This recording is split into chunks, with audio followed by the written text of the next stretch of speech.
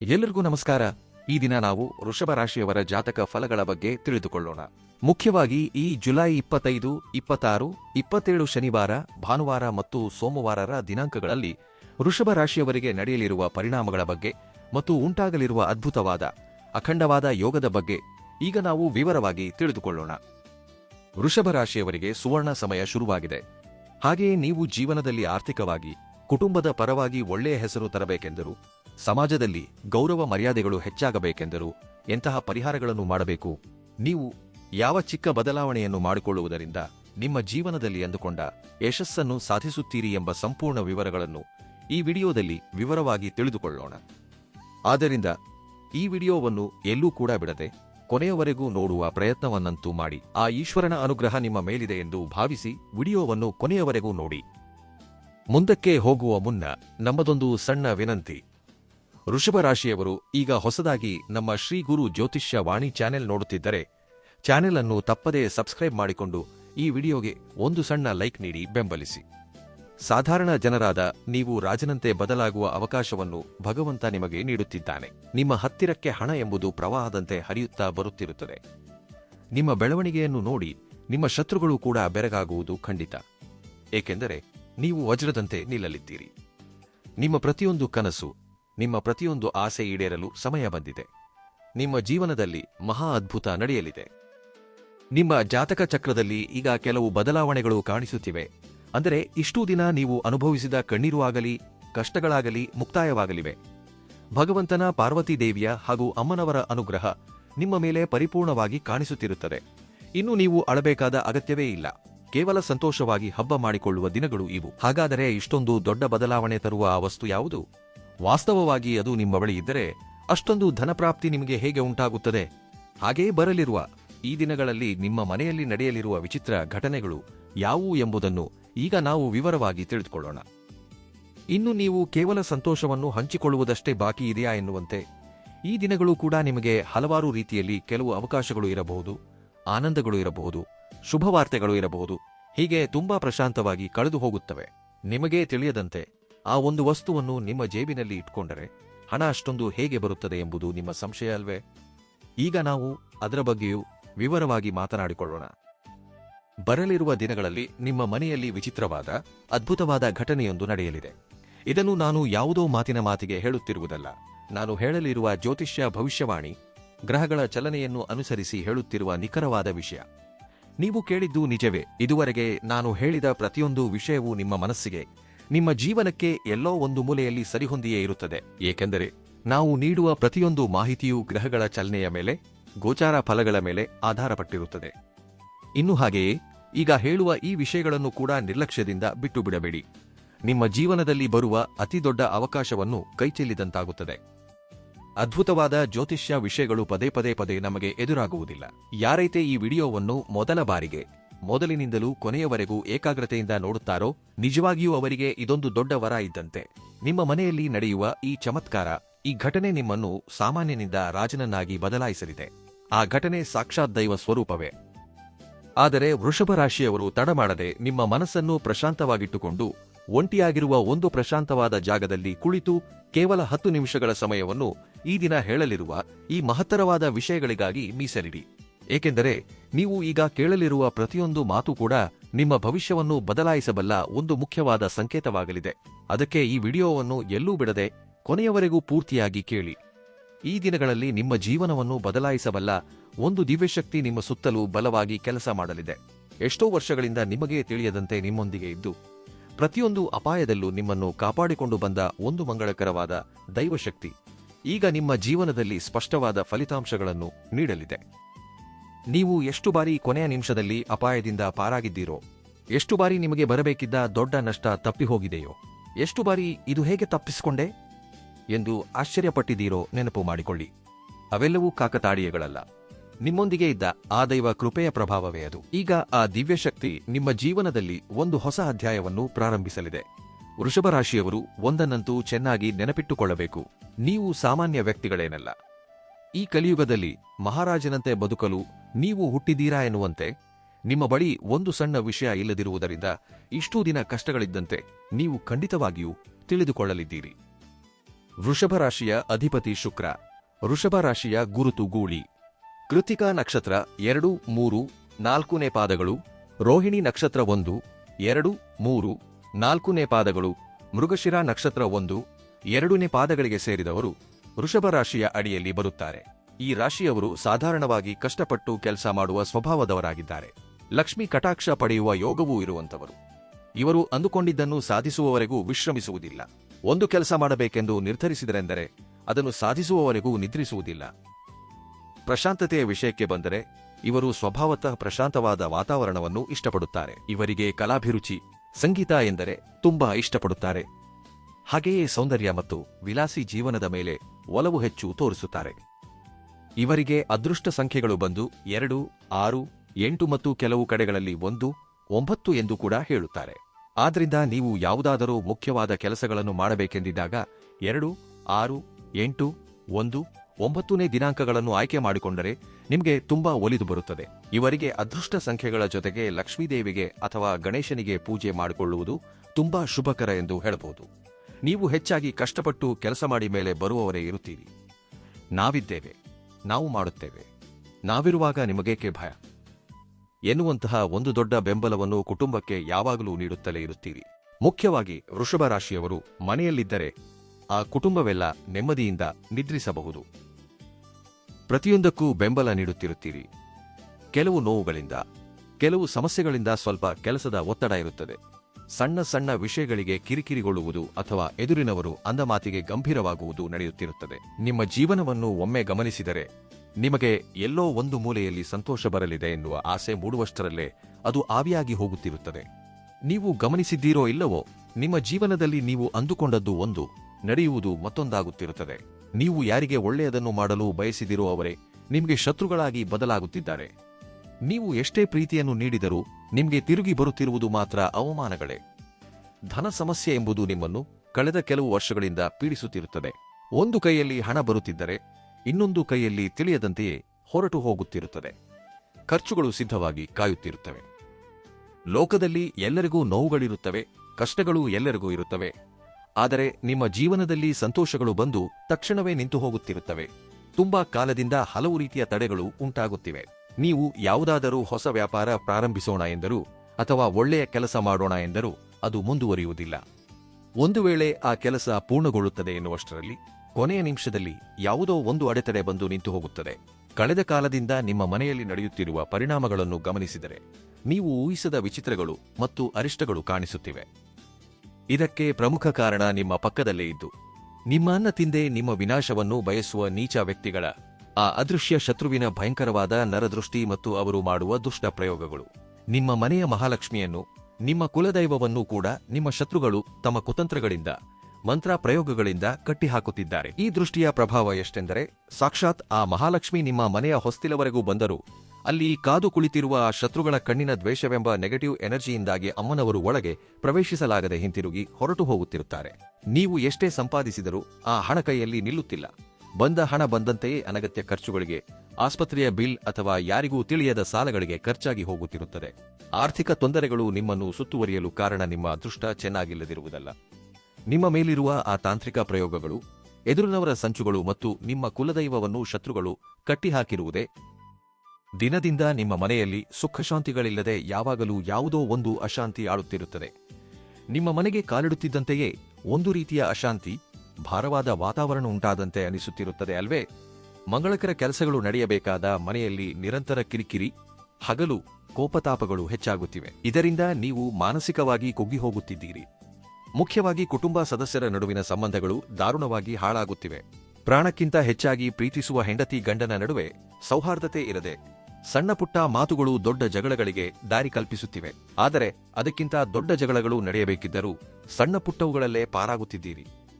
ಮಕ್ಕಳು ಕೂಡ ನಿಮ್ಮ ಮಾತು ಕೇಳದಿರುವುದು, ಮನೆಯಲ್ಲಿ ಶಾಂತಿ ಇಲ್ಲದಿರುವುದು, ಸಂತಾನಕ್ಕಾಗಿ ಕಾಯುತ್ತಿರುವವರಿಗೆ ನಿರಾಶೆಯಾಗುವುದು, ಪ್ರಾಣಕ್ಕಿಂತ ಹೆಚ್ಚಾಗಿ ಪ್ರೀತಿಸಿದವರು ಕೂಡ ನಿಮಗೆ ಮೋಸ ಮಾಡುವುದು, ಇವೆಲ್ಲವೂ ನಕಾರಾತ್ಮಕ ಶಕ್ತಿಯ ಸಂಕೇತಗಳು.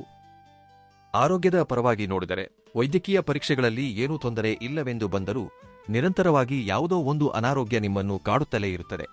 ವಿಪರೀತ ತಲೆನೋವು, ಮೈಕೈ ನೋವು, ರಾತ್ರಿ ನಿದ್ರೆ ಬಾರದಿರುವುದು, ಯಾವಾಗಲೂ ಸುಸ್ತಾಗಿರುವುದು ಅನುಭವಿಸುತ್ತಿರುತ್ತೀರಿ. ಈ ಪರಿಸ್ಥಿತಿಯಿಂದಾಗಿ ನಿಮ್ಮ ವೃತ್ತಿಯಲ್ಲೂ ನಿರೀಕ್ಷಿತ ಫಲಿತಾಂಶಗಳು ಬರುತ್ತಿಲ್ಲ. ಆಫೀಸ್ನಲ್ಲಿ ಅಥವಾ ವ್ಯಾಪಾರದಲ್ಲಿ ನಿಮಗೆ ಸಿಗಬೇಕಾದ ಹೆಸರು ಸಿಗದಿರುವುದರ ಜೊತೆಗೆ ಯಾರೋ ಮಾಡಿದ ತಪ್ಪಿಗೆ ನೀವು ನಿಂದನೆಗಳನ್ನು ಹೊರಬೇಕಾಗುತ್ತದೆ. ನಿಮ್ಮ ಪಕ್ಕದಲ್ಲೇ ಇದ್ದು ನಿಮ್ಮ ಯಶಸ್ಸನ್ನು ತಡೆಯುತ್ತಿರುವ ಆ ಶತ್ರುವಿನ ಪ್ರಭಾವದಿಂದ ನಿಮ್ಮ ಆತ್ಮವಿಶ್ವಾಸಕ್ಕೆ ಧಕ್ಕೆಯಾಗುತ್ತಿದೆ. ಈ ನರ ದೃಷ್ಟಿಯ ಪ್ರಭಾವದಿಂದ ನಿಮ್ಮ ಮನೆಯಲ್ಲಿರುವ ಸಕಾರಾತ್ಮಕ ಶಕ್ತಿ ಸಂಪೂರ್ಣವಾಗಿ ಕ್ಷೀಣಿಸಿ ಹೋಗುತ್ತಿದೆ. ಅದಕ್ಕೆ ನೀವು ಎಷ್ಟೇ ಪೂಜೆಗಳನ್ನು ಮಾಡಿದರೂ, ಎಷ್ಟೇ ದೇವಸ್ಥಾನಗಳಿಗೆ ಹೋದರೂ ತಕ್ಷಣವೇ ಫಲಿತಾಂಶ ಕಾಣಿಸುತ್ತಿಲ್ಲ. ಲಕ್ಷ್ಮೀದೇವಿಯ ಅನುಗ್ರಹವಿದ್ದರೂ ಆ ಶತ್ರು ಕಟ್ಟಿದ ದೃಷ್ಟಿಕಟ್ಟಿನಿಂದಾಗಿ ನಿಮ್ಮ ಐಶ್ವರ್ಯ ಹೊರಗಡೆಯೇ ನಿಂತು ಹೋಗುತ್ತದೆ. ಇದರಿಂದ ನೀವು ತಿಳಿಯದ ಒಂದು ಕತ್ತಲೆಯ ವಲಯದಲ್ಲಿ ಸಿಲುಕಿಕೊಂಡಂತೆ ಅನಿಸುತ್ತಿರುತ್ತದೆ. ನಿಮ್ಮ ಹಳೆಯ ಸ್ನೇಹಿತರು ನಿಮಗೆ ದೂರವಾಗುವುದು, ನಂಬಿದ ಆಪ್ತರು ಬೆನ್ನಿಗೆ ಇರಿಯುವುದು, ಇವೆಲ್ಲವೂ ಆ ವ್ಯಕ್ತಿ ಮಾಡುವ ಸಂಚಿನ ಫಲವೇ ಆಗಿದೆ. ಮುಖ್ಯವಾಗಿ ಜುಲೈ 25ರಿಂದ 27ರವರೆಗೆ ಈ ಪ್ರಭಾವ ಪರಮಾವಧಿಗೆ ತಲುಪುತ್ತದೆ. ಅದಕ್ಕೆ ನೀವು ಈಗಲೇ ಎಚ್ಚೆತ್ತುಕೊಳ್ಳದಿದ್ದರೆ ನಿಮ್ಮ ಜೀವನದಲ್ಲಿ ಊಹಿಸಲಾಗದ ಆರ್ಥಿಕ ಪತನ ಸಂಭವಿಸುವ ಅಪಾಯವಿರುತ್ತದೆ. ನಕಾರಾತ್ಮಕ ಶಕ್ತಿಯನ್ನು ತೊಲಗಿಸಿಕೊಳ್ಳಲು ಮತ್ತು ಲಕ್ಷ್ಮೀದೇವಿಯನ್ನು ನಿಮ್ಮ ಮನೆಗೆ ಆಹ್ವಾನಿಸಲು ಸೂಕ್ತವಾದ ಆಧ್ಯಾತ್ಮಿಕ ಮಾರ್ಗಗಳನ್ನು ಅನುಸರಿಸುವುದು ಈಗ ಅತ್ಯಗತ್ಯ. ನಿಮ್ಮ ಕುಟುಂಬದ ಕ್ಷೇಮಕ್ಕಾಗಿ, ನಿಮ್ಮ ಉಜ್ವಲ ಭವಿಷ್ಯಕ್ಕಾಗಿ ಆ ಅದೃಶ್ಯ ಶತ್ರುವಿನಿಂದ ನಿಮ್ಮನ್ನು ನೀವು ರಕ್ಷಿಸಿಕೊಳ್ಳಬೇಕಾದ ಸಮಯವೂ ಬಂದಿದೆ. ಕಳೆದ ಕೆಲವು ವರ್ಷಗಳಿಂದ ನಿಮ್ಮ ಮೇಲೆ ರಹಸ್ಯವಾಗಿ ಮಾಡಬಾರದಂತಹ ಕೆಲವು ತಂತ್ರಮಂತ್ರಗಳನ್ನು ಮಾಡುತ್ತಿರಬಹುದು, ಅಥವಾ ಯಾವುದೋ ರೀತಿಯಲ್ಲಿ ನಿಮ್ಮನ್ನು ಕುಗ್ಗಿಸಲು ನಾನಾ ರೀತಿಯ ವಶೀಕರಣದಂತಹ ಪ್ರಯೋಗಗಳನ್ನು ಮಾಡುತ್ತಿರಬಹುದು. ಇಷ್ಟೂ ದಿನ ನಿಮಗೆ ಅದೃಷ್ಟವಿಲ್ಲದೆ ಕಷ್ಟಗಳ ನಡುವೆ ಬದುಕುವುದು ಅಭ್ಯಾಸವಾಗಿ ಹೋಗಿದೆ. ನಿಮ್ಮ ಪರಿಸ್ಥಿತಿ ಹೇಗಿದೆ ಎಂದರೆ, ಪಾಪ ನೀವು ಕತ್ತೆಯಂತೆ ರಾತ್ರಿ ಹಗಲು ಕಷ್ಟಪಡುತ್ತಿದ್ದೀರಿ, ಆದರೆ ಫಲಿತಾಂಶ ಮಾತ್ರ ಸಿಗುತ್ತಿಲ್ಲ. ಯಾವಾಗಲೂ ಕೈಗಳು ಖಾಲಿಯಾಗಿರುತ್ತವೆ. ಇದಕ್ಕೆ ಕಾರಣ ನಿಮ್ಮ ಶತ್ರುಗಳು ನಿಮ್ಮ ಮೇಲೆ ಮಾಡುತ್ತಿರುವ ತಂತ್ರಮಂತ್ರಗಳೇ. ಇದರಿಂದಾಗಿ ಒಮ್ಮಿಂದೊಮ್ಮೆಲೆ ಪರಿಸ್ಥಿತಿ ಸಂಪೂರ್ಣವಾಗಿ ಬದಲಾಗುವುದನ್ನು ನೋಡಿ ತುಂಬಾ ಒತ್ತಡಕ್ಕೆ ಒಳಗಾಗುತ್ತಿದ್ದೀರಿ. ನಿಮ್ಮ ಜೀವನವೆಲ್ಲ ತಲೆಕೆಳಗಾದಂತೆ ಭಾವಿಸುತ್ತಿದ್ದೀರಿ. ಕಷ್ಟಪಟ್ಟು ಕಟ್ಟಿಕೊಂಡ ಸಾಮ್ರಾಜ್ಯ ಕಣ್ಣ ಮುಂದೆಯೇ ನಾಶವಾಗುತ್ತಿದೆಯಲ್ಲ ಎಂದು ಸಂಕಟಪಡುತ್ತಿದ್ದೀರಿ. ವಾಸ್ತವವಾಗಿ ಇದೆಲ್ಲ ಏಕೆ ನಡೆಯುತ್ತಿದೆ ಎಂದು ನಿಮಗೆ ಊಹಿಸಲು ಸಾಧ್ಯವಾಗುತ್ತಿಲ್ಲ. ಯಾಕೆಂದರೆ ಇದೆಲ್ಲವನ್ನೂ ಮಾಡುತ್ತಿರುವುದು ಭಗವಂತನೇ ಎಂದು ಅಂದುಕೊಳ್ಳುತ್ತಿದ್ದೀರಿ. ದೇವರು ಎಂದಿಗೂ ತನ್ನ ಮಕ್ಕಳನ್ನು ನೋಯಿಸುವುದಿಲ್ಲ. ಇದೆಲ್ಲ ನನ್ನ ಕರ್ಮಫಲ ಎಂದು ನೀವು ಶಂಕಿಸಿದ್ದೀರಿ. ಆದರೆ ಕರ್ಮಫಲಗಳು ಕೂಡ ಮನುಷ್ಯನನ್ನು ಇಷ್ಟೊಂದು ಪೀಡಿಸಿ ಕುಗ್ಗಿಸಲು ಸಾಧ್ಯವಿಲ್ಲ. ನಿಮ್ಮ ಸುತ್ತಲೂ ಇರುತ್ತಾ ನಿಮ್ಮೊಂದಿಗೆ ಓಡಾಡುವ ಸ್ವಂತ ಜನರೇ, ನಿಮ್ಮ ಆಪ್ತರೇ ನಿಮ್ಮ ಜೀವನದಲ್ಲಿ ವಿಷವನ್ನು ತುಂಬುತ್ತಿದ್ದಾರೆ. ನೀವು ಸಂತೋಷವಾಗಿದ್ದರೆ ನೋಡಲಾಗುತ್ತಿಲ್ಲ. ನೀವು ಬೆಳೆಯುತ್ತಿದ್ದರೆ ಅವರ ಕಣ್ಣುಗಳು ಉರಿಯುತ್ತಿವೆ. ನಿಮಗಷ್ಟೇ ಸಮನಾಗಿ ಅವರು ಬೆಳೆಯಲಾಗದೆ ನಿಮ್ಮ ಬೆಳವಣಿಗೆಯನ್ನು ತಡೆಯಲು ಕ್ಷುದ್ರಪೂಜೆ ಮಾಡಿಸಲು ಹಿಂಜರಿಯುತ್ತಿಲ್ಲ. ನಿಮ್ಮ ಅದೃಷ್ಟವನ್ನು, ನಿಮ್ಮ ಸಂತೋಷವನ್ನು ಅವರೇ ಕಟ್ಟಿಹಾಕುತ್ತಿದ್ದಾರೆ. ಅದಕ್ಕೆ ನೀವು ಎಷ್ಟೇ ಪ್ರಯತ್ನಗಳನ್ನು ಮಾಡಿದರೂ ಮಧ್ಯದಲ್ಲೇ ಕೆಲಸಗಳು ನಿಂತು ಹೋಗುತ್ತಿರುತ್ತವೆ. ನಾವು ಎಷ್ಟೂ ಕಾಲ ಹೀಗೆ ಹೆದರುತ್ತಾ ಅಡಗಿರುತ್ತೇವೆ ಎಂದು ನೀವು ಅಂದುಕೊಳ್ಳುತ್ತೀರಿ. ಆದರೆ ಒಂದೇ ಒಂದು ಹೆಜ್ಜೆ ಮುಂದಿಡಲಾಗುತ್ತಿಲ್ಲ. ನಿಮಗೆ ಎಷ್ಟೋ ಕನಸುಗಳಿವೆ. ಕೋಟ್ಯಧಿಪತಿಯಾಗಬೇಕು, ಶತ್ರುಗಳ ಮುಂದೆ ತುಂಬಾ ಗೌರವದಿಂದ ಬದುಕಬೇಕು ಎಂದು ಕನಸು ಕಾಣುತ್ತಿದ್ದೀರಿ. ಸಾಧಾರಣವಾಗಿ ನಿಮಗಿರುವ ಒಂದು ಬಲಹೀನತೆ ಏನೆಂದರೆ, ಕಡಿಮೆ ಅವಧಿಯಲ್ಲಿ ಯಾರನ್ನಾದರೂ ಬೇಗನೆ ನಂಬಿಬಿಡುತ್ತೀರಿ. ಗತಕಾಲದಲ್ಲಿ ನಡೆದ ಕೆಲವು ಕಹಿ ಅನುಭವಗಳಿಂದ ಎಷ್ಟೋ ಕಲಿತಿದ್ದರೂ ನೀವು ಸ್ವಲ್ಪವೂ ಬದಲಾಗಿಲ್ಲ. ಯಾರನ್ನಾದರೂ ನಂಬುವ ಮುನ್ನ 1ಕ್ಕೆ 10 ಬಾರಿ ಯೋಚಿಸಿ. ನಿಮ್ಮ ಸುತ್ತಲಿರುವ ಶತ್ರುಗಳನ್ನು ಗುರುತಿಸಲು ಯಾರೂ ಬರುವುದಿಲ್ಲ. ನಿಮ್ಮನ್ನು ನೀವೇ ಕಾಪಾಡಿಕೊಳ್ಳಬೇಕು. ಈಗ ನಾನು ಹೇಳುವ ಶತ್ರುಗಳ ದಾಳಿಯ ಸಂಕೇತಗಳು ಮತ್ತು ಲಕ್ಷಣಗಳಲ್ಲಿ ಕನಿಷ್ಠ 2 ನಿಮ್ಮ ಜೀವನದಲ್ಲಿ ನಡೆಯುತ್ತಿದ್ದರೆ ಯಾರೋ ನಿಮಗೆ ದ್ರೋಹ ಮಾಡುತ್ತಿದ್ದಾರೆ ಎಂದು ಅರ್ಥ ಮಾಡಿಕೊಳ್ಳಿ. ಮೊದಲ ಸಂಕೇತ ಬಂದು ನಿಮ್ಮ ಹೆಸರು ನೆನೆಸಿಕೊಳ್ಳುತ್ತಾ ಯಾರಾದರೂ ಪದೇ ಪದೇ ಸೀನುವುದು ಅಥವಾ ನಿಮಗೆ ಒಮ್ಮಿಂದೊಮ್ಮೆಲೆ ವಿಪರೀತ ಚಳಿಯಾದಂತೆ ಅನಿಸುವುದು. ನೀವು ಯಾವುದಾದರೂ ಸಮಾರಂಭದಲ್ಲಿದ್ದಾಗ, ಸಂಬಂಧಿಕರ ಮನೆಯಲ್ಲಿದ್ದಾಗ, ನೆರೆಹೊರೆಯವರೊಂದಿಗೆ ಮಾತನಾಡುತ್ತಿರುವಾಗ ನಿಮ್ಮ ಹೆಸರು ಬಂದಾಗ ಹೀಗೆ ನಡೆದರೆ ಅದನ್ನು ಹಗುರವಾಗಿ ತೆಗೆದುಕೊಳ್ಳಬೇಡಿ. ಇದು ಪ್ರಕೃತಿ ನಿಮಗೆ ನೀಡುತ್ತಿರುವ ಎಚ್ಚರಿಕೆ. ಇನ್ನು 2ನೇ ಲಕ್ಷಣ ಬಂದು ನಿಮ್ಮ ಕಾಲುಗಳು ಯಾವಾಗಲೂ ಭಾರವೆನಿಸುವುದು. ನಿಮ್ಮ ಕನಸಿನಲ್ಲಿ ಪದೇ ಪದೇ ದಟ್ಟ ಕತ್ತಲೆ, ರಭಸವಾಗಿ ಹರಿಯುವ ನದಿ, ಸ್ಮಶಾನದಂತಹವುಗಳು ಕಾಣಿಸುತ್ತಿದ್ದರೆ ದುಷ್ಟಶಕ್ತಿಗಳು ನಿಮ್ಮನ್ನು ಮುಂದೆ ಹೋಗದಂತೆ ತಡೆಯಲು, ನೀವು ಹೋಗುವ ದಾರಿಗೆ ಅಡ್ಡಗೋಡೆ ಕಟ್ಟಲು ಪ್ರಯತ್ನಿಸುತ್ತಿವೆ ಎಂದು ಅರ್ಥ ಮಾಡಿಕೊಳ್ಳಬೇಕು. ಇನ್ನು 3ನೇ ಸಂಕೇತ ಬಂದು ಕಾರಣವಿಲ್ಲದೆಯೇ ಒಬ್ಬ ವ್ಯಕ್ತಿಯ ಹೆಸರು ಅಥವಾ ಮುಖ ನಿಮ್ಮ ಮನಸ್ಸಿನಲ್ಲಿ ಪದೇ ಪದೇ ಮೂಡುವುದು. ಅವರೊಂದಿಗೆ ಯಾವುದೇ ಜಗಳವಿಲ್ಲದಿದ್ದರೂ ಅವರನ್ನು ನೋಡಿದರೆ ನಿಮ್ಮ ಮನಸ್ಸಿಗೆ ಯಾವುದೋ ಕೇಡು ಸಂಭವಿಸಬಹುದೇನೋ ಎನ್ನುವ ಅನುಮಾನ ಅಥವಾ ಭಯ ಉಂಟಾಗುವುದು. ಇನ್ನು 4ನೇ ಸಂಕೇತ ಬಂದು ಎಷ್ಟೇ ಕಷ್ಟಪಟ್ಟು ಸಂಪಾದಿಸಿದರೂ ಕೈಯಲ್ಲಿ ರೂಪಾಯಿ ನಿಲ್ಲದಿರುವುದು, ಊಹಿಸದ ಮೆಡಿಕಲ್ ಬಿಲ್ಗಳು ಬರುವುದು, ವ್ಯಾಪಾರದಲ್ಲಿ ಇದ್ದಕ್ಕಿದ್ದಂತೆ ನಷ್ಟ ಉಂಟಾಗುವುದು, ಇವೆಲ್ಲವೂ. ಇನ್ನು 5ನೇ ಲಕ್ಷಣ ಬಂದು ವೈದ್ಯಕೀಯ ಪರೀಕ್ಷೆಗಳಲ್ಲಿ ಯಾವುದೇ ಕಾಯಿಲೆ ಇಲ್ಲವೆಂದು ಬಂದರೂ ನಿರಂತರ ತಲೆನೋವು, ಮೈಕೈ ನೋವು, ರಾತ್ರಿ ವೇಳೆಯಲ್ಲಿ ತೀವ್ರವಾದ ಅಶಾಂತಿ, ನಿದ್ರಾಹೀನತೆ ಕಾಡುವುದು. ಇನ್ನು ನಿಮ್ಮ ಬೆಳವಣಿಗೆಯನ್ನು ನೋಡಿ ಅಸೂಯೆ ಪಡುವ ಕೆಲವರು ಕ್ಷುದ್ರ ಪ್ರಯೋಗಗಳನ್ನು ಮಾಡಿಸುವ ಸಾಧ್ಯತೆಗಳೂ ಇವೆ. ಈ ಸಂಕೇತಗಳು ಕಾಣಿಸುವ ವ್ಯಕ್ತಿಗಳು ನಿಮ್ಮ ಪಕ್ಕದಲ್ಲಿದ್ದರೆ ಅಲ್ಲಿಂದ ತಕ್ಷಣವೇ ಹೊರಟು ಬನ್ನಿ. ಅವರು ಮಾತುಗಳಿಂದ ಅಲ್ಲದಿದ್ದರೂ ಬೆನ್ನಿಗೇರಿದು ಧಕ್ಕೆ ತರಲು ನೋಡುತ್ತಿರುತ್ತಾರೆ. ನಿಮ್ಮ ಫೋಟೋ, ಹೆಸರು ಅಥವಾ ನಿಮ್ಮ ವಸ್ತುಗಳನ್ನು ಬಳಸಿ ಪ್ರಯೋಗಗಳನ್ನು ಮಾಡಿ ದುರ್ಬಲಗೊಳಿಸುತ್ತಿರುತ್ತಾರೆ. ಕೆಲವರು ಅಲ್ಲಿಯವರೆಗೂ ಆರೋಗ್ಯವಾಗಿದ್ದು ಅಕಸ್ಮಾತ್ತಾಗಿ ಅಪಾಯಗಳು ಸಂಭವಿಸಿ ಪ್ರಾಣ ಕಳೆದುಕೊಳ್ಳುವುದು, ವರ್ಷಗಟ್ಟಲೆ ಕಷ್ಟಪಟ್ಟು ಕಟ್ಟಿದ ವ್ಯಾಪಾರ ದಿನಗಳಲ್ಲೇ ಕುಸಿದು ಬೀಳುವುದು ಇವೆಲ್ಲವೂ ಶತ್ರುಗಳ ಸಂಚು. ಆದರೆ ಹೆದರಬೇಕಾದ ಅಗತ್ಯವಿಲ್ಲ. ಬ್ರಹ್ಮಾಂಡವೇ ನಿಮಗೆ ಮುಂಚಿತವಾಗಿಯೇ ಸಂಕೇತಗಳನ್ನು ನೀಡಿ ಕಾಪಾಡುತ್ತಿರುತ್ತದೆ. ಆ ಪರಮೇಶ್ವರನ, ಪಾರ್ವತಿ ಮಾತೆಯ ರಕ್ಷಣಾ ಕವಚ ನಿಮ್ಮ ಮೇಲಿರುತ್ತದೆ. ಚಂದ್ರ, ಸೂರ್ಯ, ಸಾಕ್ಷಾತ್ ನಮ್ಮ ಸುತ್ತಲಿರುವ ದೈವಶಕ್ತಿಗಳ ಅನುಗ್ರಹದಿಂದ ಆ ಶಕ್ತಿಗಳು ನಿಮ್ಮನ್ನು ಏನೂ ಮಾಡಲು ಸಾಧ್ಯವಿಲ್ಲ. ಯಾವುದಾದರೂ ಕೇಡು ನಡೆಯುವ ಮುನ್ನ ನಿಮ್ಮ ಅಂತರಾತ್ಮ ಮುಂಚಿತವಾಗಿಯೇ ಹೇಳುತ್ತದೆ. ಆ ಧ್ವನಿಯನ್ನು ನಿರ್ಲಕ್ಷಿಸಬೇಡಿ ಅಷ್ಟೇ. ಆದರೆ ನೀವು ಮುಖ್ಯವಾಗಿ ಗುರುತಿಸಬೇಕಾದ ಒಂದು ಸತ್ಯ ಏನೆಂದರೆ, ನಿಮ್ಮ ಮನೆಯಲ್ಲಿ ನಾಗದೇವತೆಗಳು ಸಂಚರಿಸುತ್ತಿದ್ದಾರೆ. ನೀವು ಈ ಸಂಗತಿಯನ್ನು ಸಂಪೂರ್ಣವಾಗಿ ನಿರ್ಲಕ್ಷಿಸುತ್ತಿದ್ದೀರಿ. ನಿಜಕ್ಕೆ ನಿಮಗಿರುವ ಆತಂಕಗಳಿಗೆ, ತೀವ್ರವಾದ ಒತ್ತಡಕ್ಕೆ, ನೀವು ಅನುಭವಿಸುತ್ತಿರುವ ಕಷ್ಟದ ಜೀವನಕ್ಕೆ ಬೇರೆಯವರಾಗಿದ್ದರೆ ಎಂದೋ ಮಾನಸಿಕವಾಗಿ ಕುಗ್ಗಿ ಆಸ್ಪತ್ರೆಗೆ ಸೇರುತ್ತಿದ್ದರು. ಆದರೆ ನಿಮ್ಮ ಜೀವನ ಹಾಗಿಲ್ಲದೆ ಸ್ವಲ್ಪ ನೆಮ್ಮದಿಯಿಂದ ಇದ್ದೀರಿ, ಸ್ವಲ್ಪ ಪ್ರಶಾಂತವಾಗಿ ನಿದ್ರಿಸುತ್ತಿದ್ದೀರಿ ಎಂದರೆ ಅದಕ್ಕೆ ಕಾರಣ ನಿಮ್ಮ ಮನೆಯಲ್ಲಿ ಸಂಚರಿಸುತ್ತಿರುವ ಆ ನಾಗದೇವತೆಗಳ ಅನುಗ್ರಹದಿಂದಲೇ. ನಿಮ್ಮ ಜೀವನದಲ್ಲಿ ಸಾಸಿವೆಯಷ್ಟು ಮಾತ್ರವೇ ಕಷ್ಟಗಳನ್ನು ಅನುಭವಿಸುತ್ತಿದ್ದೀರಿ ಎಂದರೆ ಕಾಲಕಾಲಕ್ಕೆ ಆ ನಾಗದೇವತೆ ನಿಮ್ಮನ್ನು ಉದ್ಧರಿಸುತ್ತಿದ್ದಾಳೆ. ದೊಡ್ಡ ದೊಡ್ಡ ಗಂಡಾಂತರಗಳಿಂದ ದಡ ಸೇರಿಸುತ್ತಿದ್ದಾಳೆ. ಗಂಡ ಹೆಂಡತಿಯ ನಡುವೆ ಬಂದ ಜಗಳಗಳು, ಬಂದ ದೊಡ್ಡ ಅಪಾಯಗಳು ನಡೆಯದಂತೆ ಕಾಪಾಡುತ್ತಿರುವುದು, ಗಾಳಿಯಂತಹ ದೊಡ್ಡ ಸಮಸ್ಯೆಗಳನ್ನು ಕೂಡ ಸಣ್ಣದಾಗಿ ಮಾಡಿ ನಿಮ್ಮನ್ನು ಪಾರು ಮಾಡುತ್ತಿರುವುದು ಈ ನಾಗದೇವತೆಗಳ ದಿವ್ಯ ಕೃಪೆಯೇ. ಅಷ್ಟೇ ಅಲ್ಲದೆ ಬರಲಿರುವ ಈ ಜುಲೈ 25ರಿಂದ 27ರ ದಿನಗಳಲ್ಲಿ ನಿಮ್ಮ ಮನೆಯಲ್ಲಿ ಒಂದು ವಿಚಿತ್ರವಾದ, ಅತ್ಯಂತ ಅದ್ಭುತವಾದ ಘಟನೆ ಕೂಡ ನಡೆಯಲಿದೆ. ಇದನ್ನು ನಾನೇನೋ ಮಾತಿಗೆ ಹೇಳುತ್ತಿರುವುದಲ್ಲ. ಗ್ರಹಗಳ ಚಲನೆ ಮತ್ತು ಗೋಚಾರ ಫಲಗಳನ್ನು ಆಧರಿಸಿ ಹೇಳುತ್ತಿರುವ ಜ್ಯೋತಿಷ್ಯ ಭವಿಷ್ಯವಾಣಿ. ನಿಮ್ಮ ಮನೆಗೆ ಸಾಕ್ಷಾತ್ ಮಹಾಲಕ್ಷ್ಮಿ ಸ್ವರೂಪವಾದ ಒಂದು ನಾಗರಹಾವು ಬರಲಿದೆ. ಮನೆಗೆ ಬರುವುದು ಎಂದರೆ ಸ್ವಯಂ ಮನೆಗೆ ಪ್ರವೇಶಿಸುವುದು ಎಂದಷ್ಟೇ ಅಲ್ಲ. ನಿಮಗೆ ಕನಸಿನಲ್ಲಿ ಕಾಣಿಸುವುದು ಅಥವಾ ಯಾರ ಮೂಲಕವಾದರೂ ಹಾವಿನ ಬಗ್ಗೆ ಮಾಹಿತಿ ಸಿಗುವುದು ಅಥವಾ ಹಾವಿಗೆ ಸಂಬಂಧಿಸಿದ ಚರ್ಚೆಗಳು ನಡೆಯುವುದು ಆಗುತ್ತದೆ. ಅದು ನಿಮ್ಮ ಬಡತನವನ್ನು ಓಡಿಸಲು ಅಮ್ಮನವರು, ಆ ನಾಗದೇವತೆಗಳು ನಿಮಗೆ ನೀಡುತ್ತಿರುವ ದಿವ್ಯ ಅನುಗ್ರಹ. ಪೊರಪಾಟಿನಿಂದಲೂ ಹಾವಿಗೆ ಹಿಂಸೆ ನೀಡುವ ಜಾಗಕ್ಕೆ ಹೋಗಬೇಡಿ. ಹಾಗೆ ಮಾಡಿದರೆ ಪರಿಣಾಮಗಳು ತೀವ್ರವಾಗಿರುತ್ತವೆ. ಭಕ್ತಿಯಿಂದ ನಮಸ್ಕರಿಸಿಕೊಳ್ಳಿ. ದೈವ ಸ್ವರೂಪವಾದ ಆ ನಾಗದೇವತೆಗಳು, ಆ ಸುಬ್ರಹ್ಮಣ್ಯೇಶ್ವರ ಸ್ವಾಮಿಯ ನಿರ್ಧಾರಕ್ಕೆ ಬದ್ಧರಾಗಿರಿ. ಈ ವಿಷಯ ನಿಮಗೆ ಇದುವರೆಗೆ ತಿಳಿಯದಿರಬಹುದು, ಆದರೆ ತಿಳಿದುಕೊಂಡ ಮೇಲಾದರೂ ದೈವ ನಿರ್ಧಾರಕ್ಕೆ ಬದ್ಧನಾಗಿರಲೇಬೇಕು. ಆದರೆ ನಿಮ್ಮ ವಿಷಯದಲ್ಲಿ ಕೆಲವು ಅತಿ ದೊಡ್ಡ ನಿರ್ಧಾರಗಳನ್ನು ತೆಗೆದುಕೊಳ್ಳಲಿದ್ದಾರೆ. ಮೇಲಿಂದ ಬಂದ ನಿರ್ಧಾರವೆಂದು ಇದನ್ನು ಭಾವಿಸಬೇಕು. ಯಾಕೆಂದರೆ ನೀವು ಯಾವುದಕ್ಕಾಗಿ ಕಷ್ಟಪಟ್ಟಿದ್ದೀರೋ, ರಾತ್ರಿ ಹಗಲು ಬೆವರಿಸಿ ಯಾವುದಕ್ಕಾಗಿ ಕಷ್ಟಪಟ್ಟಿದ್ದೀರೋ, ರಾತ್ರಿ ಹಗಲು ಬೆವರಿಸಿ ಯಾವುದಕ್ಕಾಗಿ ಕಾಯುತ್ತಿದ್ದೀರೋ, ಆ ಫಲಿತಾಂಶವನ್ನು ಈಗ ಭಗವಂತ ನಿಮ್ಮ ಮುಂದೆ ತರಲಿದ್ದಾನೆ. ದೇವರು ಕೊಡುವುದರಲ್ಲಿ ತಡ ಮಾಡಬಹುದೇನೋ, ಆದರೆ ಅನ್ಯಾಯ ಮಾತ್ರ ಮಾಡುವುದಿಲ್ಲ ಎನ್ನುತ್ತಾರಲ್ವೇ? ಸರಿಯಾಗಿ ನಿಮ್ಮ ವಿಷಯದಲ್ಲೂ ಇದೇ ನಡೆಯಲಿದೆ. ನಿಮ್ಮ ಮನೆಯಲ್ಲಿ ನೀವು ಬೆಳಗಿಸುತ್ತಿರುವ ಪ್ರತಿಯೊಂದು ದೀಪವು, ಅಂದ್ರೆ ಭಗವಂತನ ಮುಂದೆ ನೀವು ಬೆಳಗಿದ ದೀಪ, ನೀವು ಮಾಡಿದ ಪ್ರತಿಯೊಂದು ಸೇವೆ ಭಗವಂತನಿಗೆ ತಲುಪಿ ನೀವು ಯಾವುದಕ್ಕೆ ಅರ್ಹರೋ ಆ ಯಶಸ್ಸನ್ನು ನಿಮ್ಮ ಮುಂದೆ ತರಲಿದ್ದಾನೆ. ಆದರೆ ನಿಮ್ಮ ಶತ್ರುಗಳು ಕೂಡ ಅದನ್ನು ನೋಡಿ ಆಶ್ಚರ್ಯಪಡಲೇಬೇಕು. ಏಕೆಂದರೆ ಈ ಅದೃಷ್ಟ ಅತ್ಯಂತ ಸುಂದರವಾದ ಅದೃಷ್ಟ. ನೀವು ರಾಜನಂತೆ ಬದುಕಲು ಭಗವಂತ ನೀಡುತ್ತಿರುವ ಅವಕಾಶ ಇದು. ಇನ್ನು ಕಣ್ಣೀರಿನ ಕಾಲ ಮುಗಿಯಿತು ಎಂದು ಹೇಳಲು ಬರುವ ಸಂಕೇತ ಇದು. ಇದು ಕೇವಲ ನಗು, ಸಂತೋಷ, ಹಬ್ಬ ಮಾಡಿಕೊಳ್ಳುವ ದಿನಗಳು ಮಾತ್ರ. ಇನ್ನು ನಿಮಗೆ ಅದ್ಭುತವಾದ ಶುಭವಾರ್ತೆಗಳನ್ನು ಕೂಡ ಹೇಳಲಿದ್ದೇನೆ. ಈ ಜುಲೈ 25ರಿಂದ 27ರ ದಿನಗಳಲ್ಲೂ ಮಂಗಳಕರವಾದ ಯೋಗ ನಿಮ್ಮ ಜಾತಕದಲ್ಲಿರುತ್ತದೆ. ಇಷ್ಟೂ ದಿನ ನೀವು ಯಾವುದಕ್ಕಾಗಿ ತಪ್ಪಿಸಿದ್ದೀರೋ ಆ ಅದೃಷ್ಟ ಈ ದಿನಗಳಲ್ಲಿ ನಿಮಗೆ ಸಿಗಲಿದೆ. ಇಷ್ಟೂ ದಿನ ಯಾವುದಕ್ಕಾಗಿ ಕನಸು ಕಂಡಿದ್ದೀರೋ ಆ ಅದ್ಭುತವಾದ ಸಮಯವನ್ನು ಭಗವಂತ ನಿಮಗೆ ಉಡುಗೊರೆಯಾಗಿ ನೀಡಲಿದ್ದಾನೆ. ಒಂದು ಮಂಗಳಕರವಾದ, ಅದ್ಭುತವಾದ ಯೋಗ ಎಂದು ಹೇಳಬಹುದು. ನಿಮ್ಮ ಜೀವನದಲ್ಲಿ ಇಷ್ಟೂ ದಿನ ಅಡೆತಡೆಗಳಾಗಿದ್ದವುಗಳೆಲ್ಲವೂ ಈಗ ಒಂದೊಂದಾಗಿ ತೊಲಗಲಿವೆ. ಮುಖ್ಯವಾಗಿ ಎಲ್ಲಾದರೂ ಸರ್ಕಾರಿ ಕೆಲಸದಲ್ಲಿ ನಿಂತು ಹೋಗಿದ್ದರೆ ಅಥವಾ ಯಾರಿಗಾದರೂ ಸಾಲ ನೀಡಿ ಅದು ಹಿಂತಿರುಗಿ ಬಾರದೆ ನೀವು ಕಷ್ಟಪಡುತ್ತಿದ್ದರೆ ಆ ಹಣ ಈಗ ನಿಮ್ಮ ಕೈಗೆ ಸಿಗುವ ಸಾಧ್ಯತೆಗಳು ಉಂಟಾಗುತ್ತಿವೆ. ನಿಮ್ಮ ಶತ್ರುಗಳ ಆಟವೂ ನಡೆಯುವುದಿಲ್ಲ.